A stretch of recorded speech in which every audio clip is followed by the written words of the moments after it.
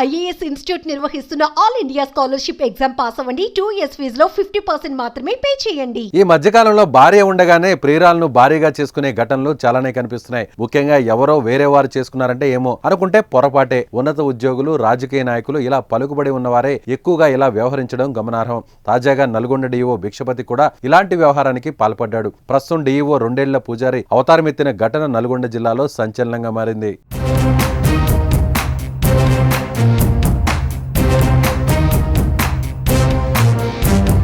Nalgonda DEO Bhikshapathi కుటుంబ వివాదం రచ్చకెక్కింది.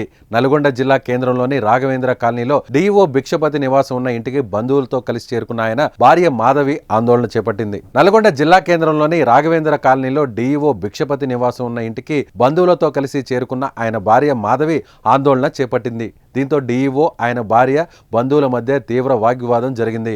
కర్నూలు జిల్లా గోదావరి కనికి చెందిన మాధవితో భిక్షపతికి 14 సంవత్సరాల కిందట వివాహమైంది. అయితే వివాహం జరిగిన నెల రోజులకే ఆయన తన భార్యకు దూరంగా ఉంటూ వచ్చినట్లు సమాచారం. అయితే ఈ తరుణంలో భార్యని ఇంటి నుంచి పంపించడమే కాకుండా మరో మహిళతో సహజీవనం చేస్తున్నట్లు భార్యతో పాటు బంధువులు ఆరోపిస్తున్నారు. ఇదిలా ఉంటే వీరిద్దరి విడాకుల విషయం ప్రస్తుతం కోర్టులో కేసు నడుస్తోంది. ఈ నెలలోనే తీర్పు వచ్చే అవకాశాలు ఉన్నట్లుగా సమాచారం. అయితే వీరి విడాకుల కేసు కోర్టులో ఉన్నప్పుడు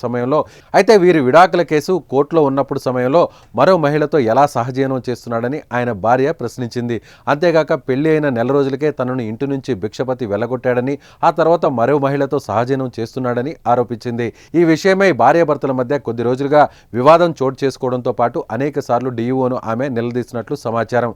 అయితే తాజాగా డీఈఓ భిక్షపతి ఇంటికి బంధువులతో కలిసి వచ్చి ఘర్షణ పడింది. తనతో వివాహమైన తర్వాత మరో మహిళతో ఎలా ఉంటావంటూ ఆయన్ను ప్రశ్నించడంతో పాటు వాగ్వివాదానికి దిగింది. విషయం తెలుసుకున్న పోలీసులు రంగప్రవేశం చేసి వివాదం చోటు చేసుకోకుండా ఇరువురిని సముదాయించారు. ఆయన పెడుతున్న వరకట్నపు వేధింపులు భరించలేక తాను దూరంగా ఉంటున్నానని, తనపై లేనిపోని ఆరోపణలు చేసి తనను ఇంటి నుంచి పంపించి మరో మహిళతో వివాహేతర సంబంధం పెట్టుకున్నాడని భార్య మాధవి ఆరోపించింది. తన భర్త అన్యాయం చేశాడని, ఆయనపై చర్యలు తీసుకోవాలని భార్య మాధవి పోలీసులను ఆశ్రయించింది.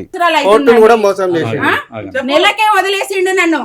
అప్పుడు వేరే ఆమెతోటి ఇల్లీగల్ కాంటాక్ట్స్ పెట్టుకొని నన్ను నెలకే వదిలేసి మళ్ళీ తర్వాతకి నా పైనే లేనిపోయిన ఆరోపణలు వేసి కోర్టులో కేసేసి నువ్వు డైవర్స్ కేసు కావాలని.